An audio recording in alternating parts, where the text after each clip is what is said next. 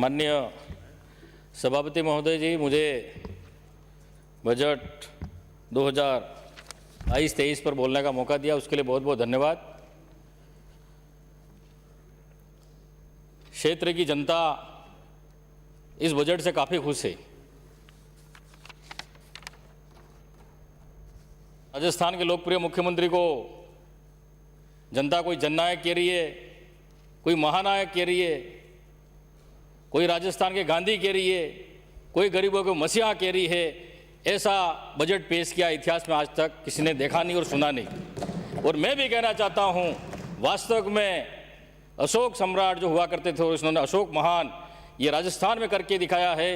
और कल जैसे बजट की घोषणा हुई, बजट पेश हुआ, राजस्थान में एक अलग लहर चल गई कि वापस दोबारा अशोक गहलोत जी के नेतृत्व में सरकार बनेगी, कांग्रेस की सरकार बनेगी। लेकिन विपक्ष के नेताओं को रात को नींद नहीं आई। कोई सोच रहा था मैं मुख्यमंत्री बनूंगा कि नहीं बनूंगा, कोई सोच रहा था मैं वापस दोबारा मंत्री बनूंगा कि नहीं बनूंगा, कई सोच रहे थे कि हम वापस एमएलए बनेंगे कि नहीं बनेंगे, और कईयों ने तो खाना ही छोड़ दिया। ऐसा मुख्यमंत्री ने बजट पेश किया तो इनके पेट में दर्द होने लग गया। ऐसे लोकप्रिय मुख्यमंत्री अशोक गहलोत जी ने बजट पेश किया। माननीय सभापति महोदय जी, मैं कहना चाहता हूं, भारतीय जनता पार्टी वाले जोर से बोलते हैं, झूठ से बोलते हैं। इन्होंने आज तक कोई काम नहीं किया। अच्छे दिन का वादा किया था, कहां गए अच्छे दिन, कहां गए 15 लाख, कहां गई 2 करोड़ नौकरियां। ये खाली वादे करते हैं। ये कह रहे कि सीएम साहब ने बजट घोषणा में कुछ नहीं किया। अरे जो 5 करोड़ का जो मिसिंग लिंक रोड दिया था हमारे वहां तो चालू हो गए, आप कह रहे हो कि कुछ नहीं हुआ। अगर कुछ नहीं हुआ हो तो 10 करोड़ आप मत लो, कह रहे हो कि आते ही नहीं है, हमको वापस दे दो, हम कराएंगे काम हमारे क्षेत्र में। आप कह रहे हो कि 10 करोड़ हमको काम मिलता ही नहीं, खाली खोखली बजट घोषणा है, तो मत लो। हम तो कहते हैं कि आप लिख के दे दो कि हमको 10 करोड़ नहीं चाहिए, बजट है ही नहीं, क्यों दे रहे हो। हम देने के लिए तैयार है और हमारे क्षेत्र में विकास करने के लिए हम तैयार हैं। मैं हमारे सभापति महोदय जी, हमारे इंदिरा गांधी शहरी रोजगार गारंटी योजना, ये बहुत बड़ी नरेगा योजना मुख्यमंत्री जी ने जो चालू की, उसके लिए मैं बहुत बहुत धन्यवाद देना चाहता हूं। नगर परिषद में जो झुग्गी झोपड़ी वाले थे, जो अल्पसंख्यक हैं, एससी वर्ग के हैं, एसटी वर्ग के हैं, ओबीसी वर्ग के, सभी वर्ग के लिए ये वरदान साबित हुआ। हमारे टीएसपी एरिया में, आदिवासी बाहुल्य क्षेत्र में, वहां उनको रोजगार नहीं मिलता था, कोई ठेला लगाता था, कोई सब्जी का लगा था, आज उनको 100 दिन का रोजगार मिलेगा। वो अशोक गहलोत जी की जिंदाबाद कर रहे हैं, अशोक गहलोत जी फोटो करके वहां लेकिन इनको पसंद नहीं आ रहा है। ये जानते हैं कि ऐसा बजट क्यों पेश किया। हमारे पास मुद्दा नहीं है, हम किस मुद्दे पे वापस सरकार बनाएंगे, हम कैसे जीत के आएंगे, ये उनको चिंता हो गई है। इसके अलावा इनके पास कुछ नहीं है। लेकिन वास्तविक में अशोक गहलोत जी ने जो काम किया है, पूरे हिंदुस्तान में तारीफ कर, राजस्थान में नहीं पूरे हिंदुस्तान में तारीफ कर रहे हैं। अशोक गहलोत जी ने ऐसा शानदार बजट, जानदार बजट और दमदार बजट पेश किया है। मैं धन्यवाद देना चाहता हूं। मैं टीएसपी एरिया में कोई उद्योग नहीं है, कोई धंधा नहीं है। नरेगा से ही हमारे लोग, उनको रोजगार मिलता है, तो उसकी भी मैं तारीफ करना चाहता हूं। 100 दिन से बढ़ाकर इन्होंने 125 दिन किए, यही काफी तारीफ है, काबिल है। मुख्यमंत्री चिरंजीवी स्वास्थ्य बीमा योजना पहले 5 लाख था, उसको 10 लाख बढ़ाया। आज गरीब को हॉस्पिटल में छोटी मोटी बीमारी के भी 5,000 का इलाज हो जाता है, वो खुश हो जाता है। और ये लेकिन 10 लाख रुपए, ये बहुत बड़ी बात है हमारे लिए कि 10 लाख का निःशुल्क इलाज होगा। इससे बड़ा तोहफा हमारे लिए क्या हो सकता है। मुख्यमंत्री चिरंजीवी दुर्घटना स्वास्थ्य बीमा योजना, किसी असहाय के अगर एक ही बेटा है, कुछ ऐसी दुर्घटना घट गई तो उसको देखने वाला कौन है। मुख्यमंत्री जी ने सोचा कि मुख्यमंत्री चिरंजीवी दुर्घटना बीमा योजना, वो भी निःशुल्क, तो उसकी दुर्घटना पर 5 लाख तक का उसको दुर्घटना बीमा कवर होगा। उसके बाद ये रोज रीट चिल्ला रहे थे, इनके कार्यकाल में कई घोटाले हुए। इधर देख के बात मेरी तरफ आमुख। अच्छा, इधर देखूं मैं, सही देख रहे हैं। मुझे बार बार उधर देखने का हो जाता है, अब इधर ही देखूंगा मैं। सही देख रहे हैं। जो मुख्य ये चाहते हैं रीट की भर्ती नहीं होवे और हम मुद्दा बनाए, लेकिन हमारे लोकप्रिय मुख्यमंत्री जी भी तत्पर हैं और हमारे जनता भी तत्पर है कि हमारी ये रीट की भर्ती 32,000 से बढ़ाकर 62,000 कर दी और जुलाई में एग्जाम होगा और जो अभ्यर्थी जो पुराने हैं उनको शुल्क नहीं देना पड़ेगा। इससे बड़ी बात क्या हो सकती है हमारे लिए, युवाओं के लिए। और सबसे ज्यादा कर्मचारियों की लंबे समय से मांग थी पुरानी पेंशन चालू की जाए। पुरानी पेंशन जैसे चालू की, उनके परिवार में उनके माता पिता, भाई बहन, रिश्तेदार सबने खुशियां बनाई, बोले वो किसी भी वर्ग का हो, किसी भी पार्टी का हो, लेकिन कहने लग गए अशोक जी ने हमारे सुन ली और अशोक जी ने जोरदार काम किया है, ऐसा कोई नहीं कर सकता है। ये इनको पेट में दर्द हो रहा है कि पेंशन पुरानी चालू क्यों की।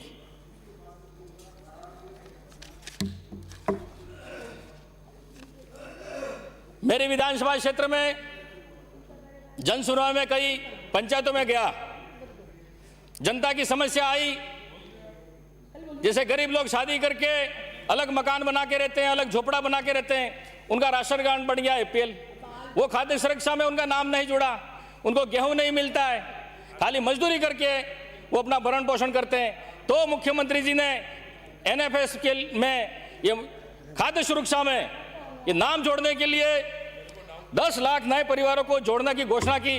ये बहुत ही टीएसपी एरिया पूरे राजस्थान के लिए बहुत ही जोरदार काम है कि उनको खाद्य सुरक्षा में उनको गेहूं मिलेंगे तो काफी हमारे गरीबों को भला होगा। इसी के साथ ही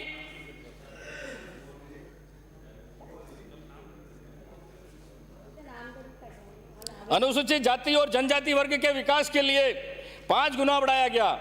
इन्हें 100 करोड़ से बढ़ाकर 500 करोड़ कर दिया गया। जनजाति वर्ग के छात्रों के लिए आवासीय स्कूल छात्रावास खोलने की भी घोषणा माननीय मुख्यमंत्री जी ने की है। इस तरह से कई योजनाओं की सौगात दी है। मुख्यमंत्री जी ने 10 करोड़ की विधानसभा में मिसिंग लिंक और नॉन बेचेबल सड़कों के लिए घोषणा की है, लेकिन बीजेपी वाले चाहते हैं कि नहीं ये तो खाली घोषणा ही है, काम कुछ होता ही नहीं है। लेकिन ये हम कहना चाहते हैं कि आपका काम नहीं होता है तो आपके 10 करोड़ हमको दे दो, तो हमारी विधानसभा क्षेत्र में हम अच्छा काम करा देंगे। मैं जितनी तारीफ करूं, जितने काम गिनाऊं उतने कम हैं। आज गांवों में जो विधवा पेंशन, वृद्धा पेंशन, विकलांग पेंशन जो मिल रही है 500 से 750 की, 750 को 1000 की और 1000 से 1500 की, लोग क्या कहते हैं मेरा खुद का बेटा है वो मुझे हर महीने पेंशन नहीं देता है, लेकिन हमारा बेटा राजस्थान में मुखिया बैठा है अशोक गहलोत, वो हर महीने हमारे खाते में पैसा पहुंचाता है। ये गरीब लोगों की आवाज है, मेरी आवाज नहीं है, मेरे क्षेत्र की आवाज बोल रहा हूं। आप भले कुछ भी कर लो, लाख दुनिया कर लो, लेकिन अशोक गहलोत जी ने जो काम किया है वो वास्तव में पूरे हिंदुस्तान में, पूरे देश में कोई भी नहीं कर सकता है। माननीय सभापति महोदय जी, मैं ज्यादा कुछ नहीं कहूंगा। मेरे विधानसभा क्षेत्र में गुजरात सीमा से सटा हुआ है। इधर वीरपुर सरम, इधर मेवाड़ा, वीरपुर, उसके बाद पालीछोड़ा, तलैया 40-45 किलोमीटर पड़ता है डूंगरपुर मुख्यालय पढ़ने के लिए छात्र छात्राओं को। और वो जीपों पर बैठ कर आते हैं, कभी दुर्घटना भी घट जाती है, कभी गाड़ी पलटी भी मार जाती है, कभी देर सवेर भी पहुंचती है। तो मैं माननीय मुख्यमंत्री जी से कहना चाहूंगा कि मेरे विधानसभा क्षेत्र में थाना वाया मेवाड़ा, सरम, वीरपुर और तलैया तक 2 गाड़ी चालू कराने की व्यवस्था करें तो हमारे बच्चों को काफी फायदा मिलेगा। और बिछीवाड़ा उपखंड में बाद में बताऊंगा, पूरा डिटेल में बताऊंगा। बैठ जाओ, बैठिए बैठिए, मेरे बात बताऊंगा, बैठ जाओ, बोलने दो, बाद में बताऊंगा। बैठिए माननीय सदस्य, अरे बाद में बताऊंगा, बोलिए, आप बोलिए। बिछीवाड़ा उपखंड में और डूंगरपुर उपखंड बिच्छीवाड़ा रामसागड़ा में और डूंगरपुर पाल देवल में महाविद्यालय खोले जाएं तो हमारे वहाँ गरीब बच्चे हर वर्ग के, भले आदिवासी हो किसी भी वर्ग के हों, उनको जाने आने में काफ़ी समस्या होती है, समय पर साधन उपलब्ध नहीं होते हैं और इतना रोज का किराया भी नहीं दे सकते हैं। तो वहाँ पर दोनों जगह राजकीय महाविद्यालय खोला जाए, ये मेरे डिमांड है, क्षेत्र की डिमांड है, मेरी डिमांड नहीं है, क्षेत्र की डिमांड है, युवाओं की डिमांड है। तो वहाँ पर कॉलेज खोले जाए। पाल देवल में उप तहसील या तहसील खोली जाए। मेवाड़ा बांध और अपर गोड़ी बांध दो बड़े तालाब हैं, वहाँ 10-12 गांव हैं, उससे भी ज़्यादा। तो वो नहर जो जीर्णोद्धार हो गई है, आधी अधूरी है, उन दोनों तालाबों की नहरों का जीर्णोद्धार हो जाए और आधी अधूरी है उसको पूरी करी जाए तो वो किसानों को सिंचाई का पानी मिल सके, तो उनकी आर्थिक स्थिति अच्छी हो सकती है। डूंगरपुर में अल्पसंख्यक वर्ग भी हमारे हैं, गरीब है, मदरसों में उनका सुदृढ़ीकरण हो, उपकरण मिले, मदरसों का विकास होवे। और वहाँ मांग है कि वहाँ पर डूंगरपुर में अल्पसंख्यकों के लिए एक छात्रावास की आवश्यकता है, तो छात्रावास खोला जाए। टीएसपी क्षेत्र में काफ़ी वर्षों से हमारी मांग है, क्षेत्र की मांग है पूरे टीएसपी की।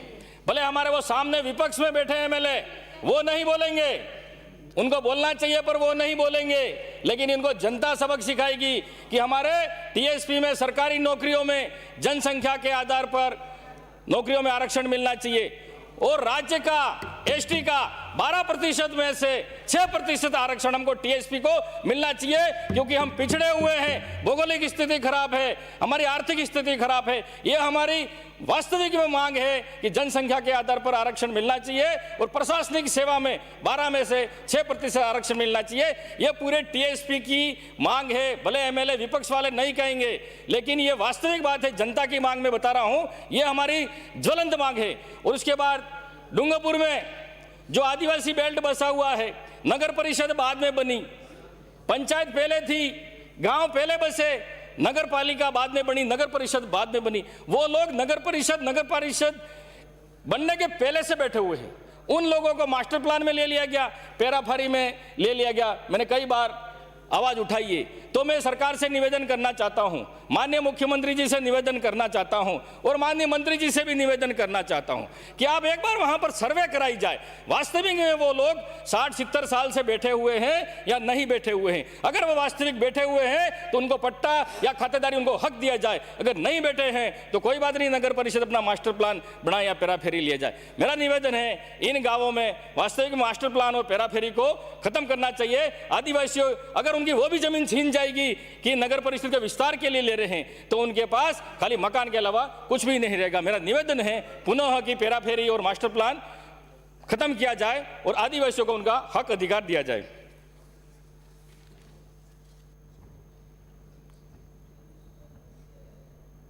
डूंगरपुर, बांसवाड़ा, प्रतापगढ़, उदयपुर, यहां पर कोई उद्योग धंधे नहीं है। मैं सम्मान करता हूं, 125 दिन नरेगा में किए हैं, लेकिन टीएसपी को विशेष अलग मतलब 200 दिन किए जाएं तो हमारे टीएसपी के लिए, जनजाति और हर वर्ग के लिए, सभी वर्ग गरीब हैं, 200 दिन किए जाएं, ये मैं मांग करता हूं सीएम साहब से। ये क्षेत्र की समस्या है। हमारे डूंगरपुर में स्पोर्ट्स कॉम्प्लेक्स मैदान है, इसमें multipurpose indoor stadium, synthetic track, तीरंदाजी इक्विपमेंट की आवश्यकता है और 50 मीटर स्विमिंग पूल बनाए जाए। ये क्षेत्र की मांग है, मेरी भी मांग है।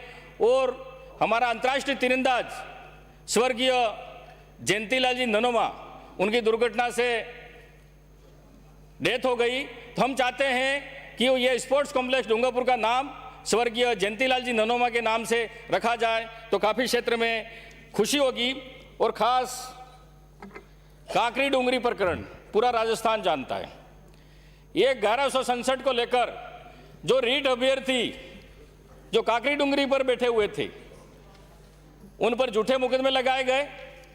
जो उस पंचायत में किसी के दुकान है, किसी का ढाबा है, उसका लोकेशन आ रहा है, उसको भी ले जाए। तो मेरा सरकार से निवेदन है, जो रीट पिटिशनर हैं और जो उस पंचायत के लोग हैं, उन पे जो झूठे मुकदमे पुलिस ने लगाए हैं, वो मुकदमे वापस लिए जाएं और वास्तविक में जो नेता थे या किसी भी दल के नेता हों, उनकी कॉल डिटेल निकाली जाए और किसने ये उपद्रव करवाया, कौन दोषी है। भले मैं दोषी हूं, भले किसी भी वर्ग का, किसी भी सर एक मिनट, किसी विषय पर बोलते हुए कंक्लूड करिए प्लीज। अरे सर कंट्रोल कर रहा हूं मैं। किसी भी दल का नेता हो, उसकी सीबीआई जांच होनी चाहिए और वास्तविक में उसके खिलाफ कानूनी कार्रवाई होनी चाहिए। लेकिन जो निर्दोष लोग हैं, मेरी विधानसभा क्षेत्र के लोग जानते ही नहीं बाहर क्या है, पता नहीं क्या उपद्रव किया, और मेरी विधानसभा क्षेत्र के लोगों को निर्दोष फंसाया जा रहा है। मैं पुनः सरकार से निवेदन करना चाहता हूं, रीट पिटिशनर के जितने भी हैं उनको मुकदमे से उनका नाम हटाया जाए, वापस लिया जाए। मैं पुनः